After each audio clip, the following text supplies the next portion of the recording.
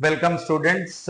तो आज से हम लोग स्टार्ट करेंगे क्लास 12 सीबीएसई का मैक्रो इकोनॉमिक्स का क्लासेस। ठीक है। तो आपको पता है क्लास 12 में आपका दो ब्रांचेस है, one is Indian economic development और दूसरा है मैक्रो इकोनॉमिक्स।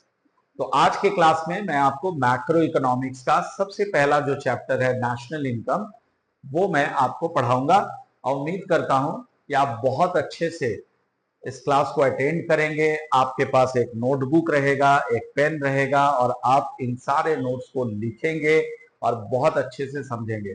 देखो बच्चों, एक जो मैं अकाउंट्स में बताता हूँ, इको में भी मैं वही बता रहा हूँ आपको कि आप जो क्लासेस देख रहे हो ना, देख रहे हो, सुन रहे हो, ठीक है, बहुत अच्छी बात है, लेकिन जब तक आप चीजों को नोट नहीं करोगे, ऐसे कि आप एक क्लासरूम में बैठे हैं और सर पढ़ा रहे हैं और सर का डिक्टेशन आप नोट नहीं करोगे, तब तक जो है ना पढ़ाई अधूरा रहता है। तो इसलिए प्लीज आप जो है आप साथ में एक नोटबुक ले लो, एक पेन ले लो और हमारी पढ़ाई को आप नोट करते रहो। ठीक है। और अगर आपको हमारी क्लासेस अच्छी लगी तो आप जो है प्लीज हमारे चैनल को सब्सक्राइब कर दीजिए, शेयर कर दीजिए। और हाँ, अगर आपको कहीं पे कोई भी डाउट आता है तो आप कमेंट बॉक्स में मुझे लिख के बताइए। मेरा व्हाट्सएप नंबर भी दिया रहेगा, आप उसमें भी व्हाट्सएप करके भी मुझसे डाउट्स पूछ सकते हो। और अगर आपको इस चैप्टर का नोट्स चाहिए तो मुझे व्हाट्सएप कर दीजिए, मैं आपको ये पूरा का पूरा नोट्स आपको भेज दूंगा। ठीक है। तो चलिए आगे बढ़ता हूं इस चैप्टर में। तो सबसे पहला चैप्टर जो हमें मैक्रो इकोनॉमिक्स में पढ़ना है वो है national income.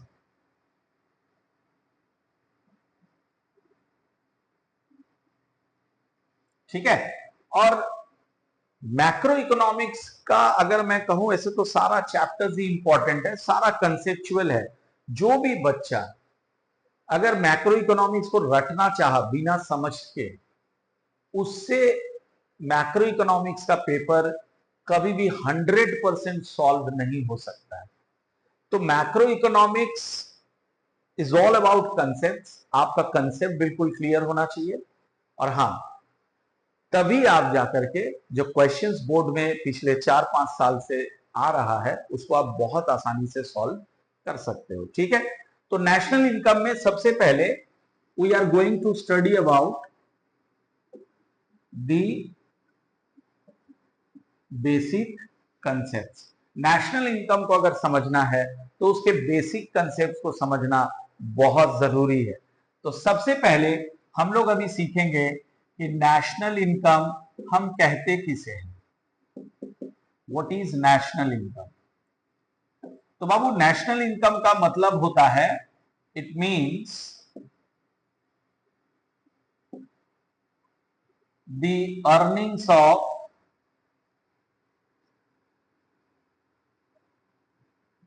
the normal residents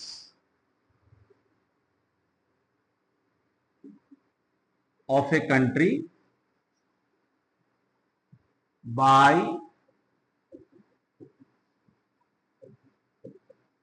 participating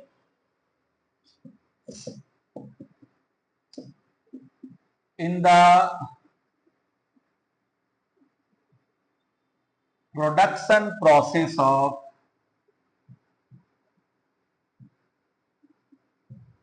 goods and services within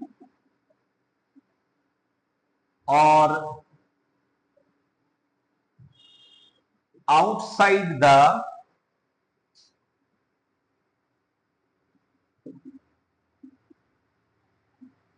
domestic territory of a country in the form of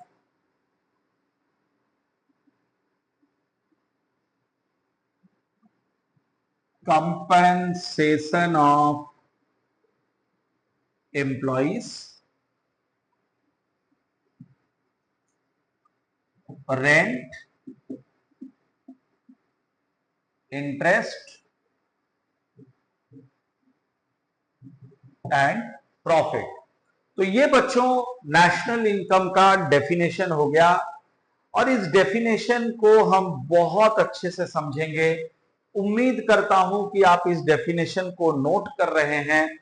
तो अगर आप इस डेफिनेशन को अच्छे से समझ जाएंगे ना, मैं दावे के साथ, मैं 1000% आपको गारंटी देता हूं, अगर आप इस डेफिनेशन को अच्छे से समझ जाएंगे तो नेशनल इनकम आपके लिए बहुत आसान हो जाएगा। इस डेफिनेशन में नेशनल इनकम का सारा कंसेप्ट छुपा हुआ है, ऑल द कंसेप्ट्स। सो इसलिए इसको समझने की बहुत अच्छे से कोशिश करिए। देखिए, तो नेशनल इनकम का मतलब होता है, ये अर्निंग्स होता है, ठीक है, दीज आर कॉल्ड अर्निंग्स। किनका अर्निंग्स? सवाल ये आ रहा है कि ये जो अर्निंग्स है ये किनका है। हर किसी के अर्निंग को हम लोग नेशनल इनकम में नहीं लेंगे बाबू। हम नेशनल इनकम में केवल अर्निंग्स लेते हैं नॉर्मल रेसिडेंट्स का, ठीक है। अब ये नॉर्मल रेसिडेंट्स कौन होते हैं ये हम लोग जरूर पढ़ेंगे और मैं आपको जरूर समझाऊंगा कि नॉर्मल रेसिडेंट्स कौन होते हैं। तो फिलहाल हम क्या सीख रहे हैं कि नेशनल इनकम होता है अर्निंग्स। इनका अर्निंग्स? नॉर्मल रेसिडेंट्स का। एक कंट्री के नॉर्मल रेसिडेंट्स के अर्निंग को नेशनल इनकम कहते हैं। अब सवाल है, ये जो अर्निंग्स है ये कैसे कमाते हैं? How they earn this? तो लिखा हुआ है by participating in the production process of goods and services. बहुत सिंपल है। ये अर्निंग्स वो कहां से कमा रहे हैं? इसके लिए वो क्या प्रोड्यूस कर रहे हैं? Goods and services. ये जो गुड्स एंड सर्विसेज का प्रोडक्शन हो रहा है उसमें वो पार्टिसिपेट कर रहे हैं। पार्टिसिपेट करने का मतलब या तो वो एक लेबर है, या फिर वो ऑफिस के क्लर्क हैं, या फिर उसने उस प्रोडक्शन के लिए पैसे दिए हैं जहां से उसको इंटरेस्ट मिल रहा है, या फिर वो एंटरप्रेन्योर है जो कि उस production of goods and services से प्रॉफिट कमा रहा है। क्लियर? तो क्या सीखा हमने अभी तक? नेशनल इनकम होता है अर्निंग्स। इनका earnings? Normal residents of a country का। कैसे कमाता है वो कमाता है by participating in the production process of goods and services. अब सवाल है कहां कमा रहा है? अरे कोई क्षेत्र तो होगा, कोई रीजन तो होगा, कहां कमा रहा है? तो कहता है विद इन और outside the domestic territory of a country. क्या होता है सर डोमेस्टिक टेरिटरी? मैं आपको जरूर समझाऊंगा कि डोमेस्टिक टेरिटरी क्या होता है। एंड सबसे अंत में क्या लिखा हुआ है कि ये जो अर्निंग्स आ रहा है हमारे जेब में, ये जो अर्निंग आता है लोगों के जेब में, जो अर्निंग्स आ रहा है ये 4 फॉर्म्स में आना चाहिए। There are 4 forms of such earning. सबसे पहला है रेंट, इंटरेस्ट, प्रॉफिट और फिर कंपेंसेशन ऑफ एम्प्लॉइज। ये सारी चीजें हम लोग समझेंगे और उम्मीद करता हूं कि इसका जिस्ट आपको समझ में आ गया। तो मैं एक बार फिर से रिपीट करता हूं कि नेशनल इनकम का मतलब होता है अर्निंग्स। इनका earnings? Normal residents of a country का अर्निंग्स। कैसे कमाता है वो? By participating in the production process of goods and services. कहां कमाता है? विद इन और outside the domestic territory of a country. किस रूप में कमाता है? कंपेंसेशन ऑफ एम्प्लॉइज यानी वेजेस एंड सैलरीज, या फिर इंटरेस्ट, या फिर रेंट, या फिर प्रॉफिट। Got it? आइए तो सबसे पहले आपको मैं सिखाऊं कि ये जो नॉर्मल रेसिडेंट है, जो मैंने यहां लिखा नॉर्मल रेसिडेंट, ये कौन होते हैं? नॉर्मल रेसिडेंट्स कौन होते हैं? क्या मैं, क्या आप, क्या आपके पापा जी, क्या आपके चाचा जी या मामा जी, क्या ये लोग नॉर्मल रेसिडेंट्स हैं? तो आइए अभी आप समझ जाओगे कि नॉर्मल रेसिडेंट्स हम किसे कहते हैं।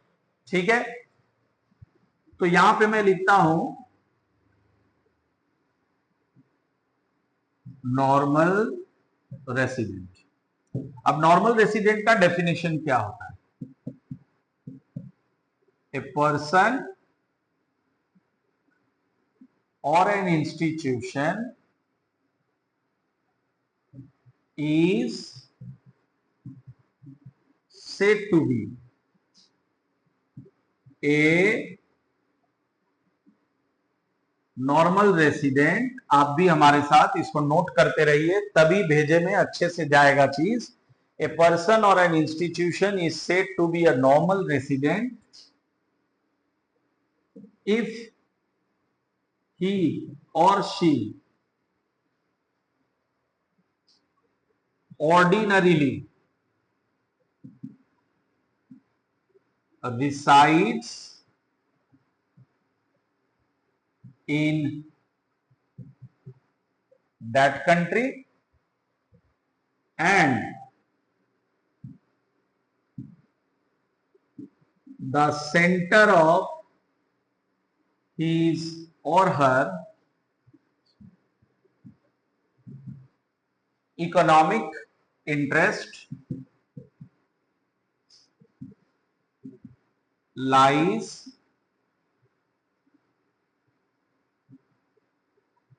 इन दैट कंट्री। बहुत ही सीधा साधा डेफिनेशन है, लेकिन इसमें बहुत कुछ छुपा हुआ है, बहुत कुछ समझना होगा हमें, ठीक है। तो देखो डेफिनेशन में क्या कह रहा है कि नॉर्मल रेसिडेंट हम उन लोगों को कहते हैं। अब यहाँ पे जो अच्छे बच्चे हैं वो एक एक चीज पे ध्यान देंगे कि नॉर्मल रेसिडेंट में हम किसे लेते हैं, एक पर्सन भी आता है और एक इंस्टीट्यूशन भी आता है, एक इंडिविजुअल भी आता है, जैसे मैं हो गया या आप हो गए या कोई भी, जिसे जो एक इंडिविजुअल है वो आता है, प्लस एक ऑर्गेनाइजेशन यानी एक इंस्टीट्यूशन भी आता है। कोई कंपनी हो गया, कोई फर्म हो गया, कोई एचयूएफ हो गया, कोई एसोसिएशन ऑफ पर्संस हो गए, तो ये लोग भी इसमें आते हैं। तो एक पर्सन या फिर एक इंस्टीट्यूशन को हम नॉर्मल रेसिडेंट तभी कहेंगे जब वो दो कंडीशन बाबू पूरा करेगा। क्या क्या है कंडीशन? पहला कंडीशन है कि वो ऑर्डिनरीली रिसाइड कर रहा है उस कंट्री में। हम लोगों को समझना होगा कि ऑर्डिनरीली रिसाइड का क्या मतलब है। रिसाइड मतलब रहना, लेकिन ऑर्डिनरीली रिसाइड का क्या मतलब है मैं आपको समझाऊंगा। दूसरा कि उसका जो इकोनॉमिक इंटरेस्ट है, ठीक है, ये जो इकोनॉमिक इंटरेस्ट है वो भी उसी कंट्री में। सर इकोनॉमिक इंटरेस्ट क्या है? आराम से मैं समझाता हूं, मैं दोनों चीज आपको समझाऊंगा। तो यहां से क्या सीखा हमने? एक इंसान को या एक संस्थान को नॉर्मल रेसिडेंट हम लोग तभी कहेंगे जब वो दो कंडीशन पूरा कर लेगा। क्या क्या है कंडीशन? तो यहां पे मैं लिखता हूं कंडीशंस। कंडीशन नंबर 1 और ये है कंडीशन नंबर 2। कंडीशन नंबर 1 कह रहा है ordinarily resides in that country, और कंडीशन नंबर 2 कहता है सेंटर ऑफ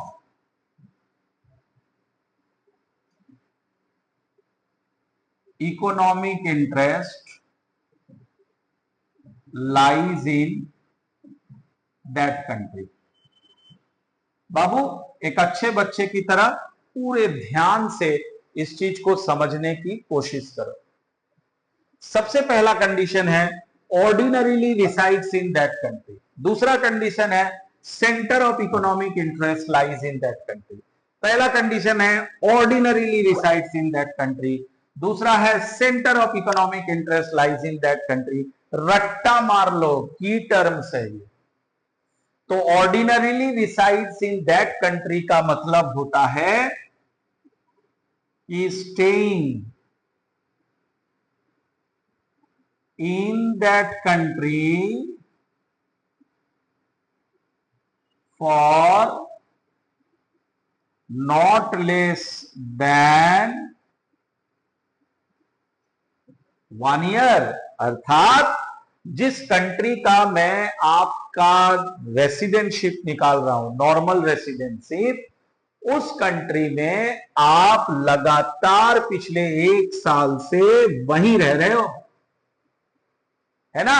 1 साल से कम नहीं, 1 साल या उससे ज्यादा समय से आप उस कंट्री में रह रहे हो। तो अगर आप मेरी बात करें तो मैं तो, हमारा देश भारत महान में मैं पिछले 1 साल से ज्यादा से रह रहा हूं, जब से जन्म लिया मैं यही हूं। ठीक है, तो मैंने पहला कंडीशन पूरा कर लिया। अब आप अपना सोच लो, ठीक है, अपने फादर का सोच लो, अपने चाचा जी का सोच लो, या और किसी नेबर का सोच लो, आप किसी रिलेटिव का सोच लो, तो आपको ज्यादा समझ आएगा चीज को। प्रैक्टिकल लाइफ से इसको जोड़ो तो ना आपको ज्यादा समझ आएगा। तो भाई ये क्या है कि ordinarily resides in that country, यानी आप उस कंट्री में 1 साल से ज्यादा रह रहे, 1 साल या उससे ज्यादा रहे। दूसरा है centre of economic interest lies in that country. इसका मतलब होता है कि majority of your income, savings and investment is made in that country। ठीक है, इसका मतलब कि आपका जो मेजॉरिटी ऑफ इनकम है, देखो यहां पे टर्म है मेजॉरिटी, ये नहीं बोल रहा है कि पूरा, फुल नहीं बोला, मेजॉरिटी बोला कि majority of your income, savings and investment is made in that country. कितना आसान है कि आपका जो इनकम आ रहा है उसका मेजर पोर्शन, आप जो सेव कर रहे हो उसका मेजर पोर्शन, आप जो इन्वेस्ट कर रहे हो उसका मेजर पोर्शन उसी कंट्री में हो रहा है जिस कंट्री में आप 1 साल से ज्यादा रह रहे हैं।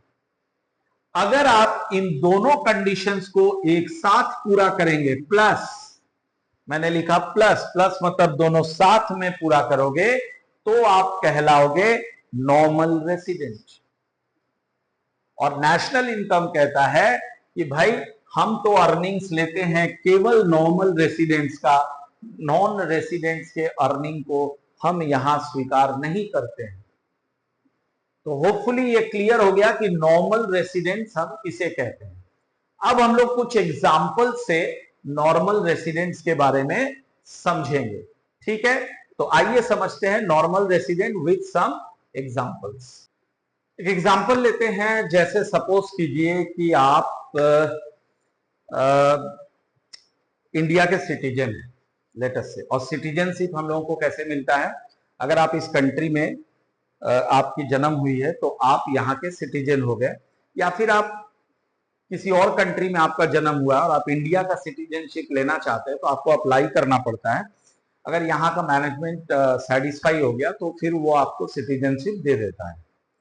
तो मान के चलते हैं कि आप इंडिया के सिटीजन हैं और आप चले गए हैं यूएसए, आप वहीं पे कमा रहे हो, वहीं पे पैसे सेव कर रहे हो और वहीं पे आप इन्वेस्ट भी कर रहे हो, और आप पिछले 2-3 साल से अमेरिका में हो, यूएसए में हो, तो आप इंडिया के नॉन रेसिडेंट हो गए। आप एक्चुअली रेसिडेंट, नॉर्मल रेसिडेंट कहां के हो गए, यूएसए के।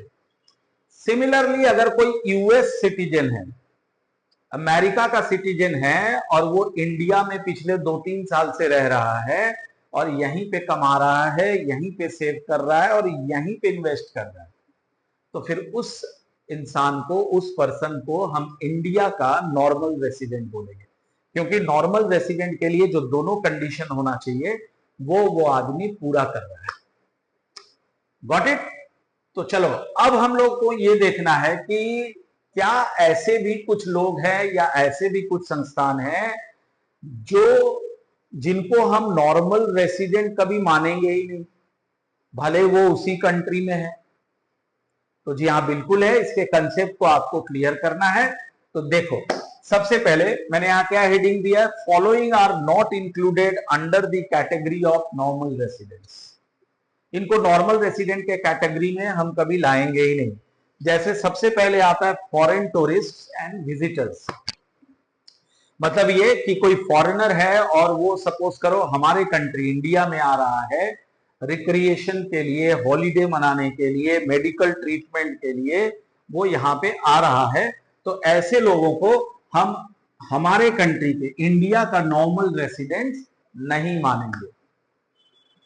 ठीक है, वो यहां कमाने नहीं आ रहा है, is not coming here to earn money, वो यहाँ रिक्रिएशन के लिए आ रहा है, घूमने के लिए आ रहा है, मेडिकल ट्रीटमेंट के लिए आ रहा है, तो उसको हम नॉर्मल रेसिडेंट नहीं मान सकते। दूसरा, foreign staff of embassies, officials, diplomats and members of armed forces of a foreign country located in the given country. Suppose करो कि अमेरिकन एम्बेसी का ऑफिस इंडिया में है, और है ही। एम्बेसी में क्या होता है, ये लोग आपको वीजा अलॉट करते हैं। अगर आपको अमेरिका जाना है तो आपको अमेरिकन एम्बेसी के ऑफिस में जाके अप्लाई करना है और वो आपको वीजा देंगे।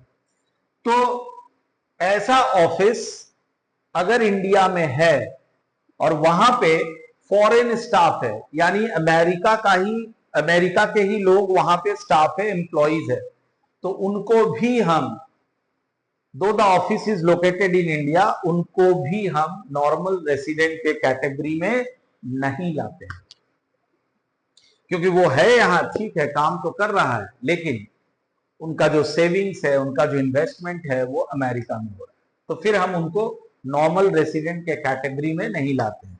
तीसरे नंबर पे आता है international organisations like UNO, WHO, United Nation Organisation, World Health Organisation, UNESCO वगैरह। ये जितने भी इंटरनेशनल ऑर्गेनाइजेशंस है जो भी हमारे कंट्री में ऑपरेट कर रहे हैं, सिचुएटेड है, इनको भी हम नॉर्मल रेसिडेंट के कैटेगरी में नहीं लाते।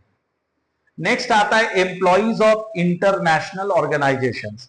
ये जो इंटरनेशनल ऑर्गेनाइजेशंस है, यूएनओ, डब्ल्यूएचओ एक्सेट्रा, मान लो इनके जो एम्प्लॉइज है, अब अमेरिका से कोई आदमी है और वो यूएनओ और डब्ल्यूएचओ का ऑफिस जो इंडिया में है वहां पे काम कर रहा है, पर वो आदमी है कहां का, यूएसए का है। काम कहां कर रहा है, इंडिया में। इंडिया में कहा, इंडिया में जहां यूएनओ और डब्ल्यूएचओ का ऑफिस है वहां, तो उसे भी हम नॉर्मल रेसिडेंट नहीं कहते हैं। लेकिन लेकिन लेकिन लेकिन लेकिन बच्चों, यहां पे थोड़ा ध्यान देना है। तो यहां पे एक एक्सेप्शनल केस ये कर दिया गया है कि अगर वैसे एम्प्लॉइज भारत में 1 साल से ज्यादा रह रहे हैं तो फिर हम उसे नॉर्मल रेसिडेंट के कैटेगरी में डाल देंगे, ठीक है। अगर वो 1 साल से कम यूएनओ, डब्ल्यूएचओ के ऑफिस में काम कर रहा है जो भारत में है, फिर हम उसको नॉर्मल रेसिडेंट नहीं कहेंगे। लेकिन जैसे ही वो 1 साल क्रॉस कर जाएगा तो हम इन लोगों को नॉर्मल रेसिडेंट के कैटेगरी में डाल देंगे। Got it? Yes sir. Next, crew member of foreign vessels, commercial travelers and seasonal workers provided their stay is less than 1 year।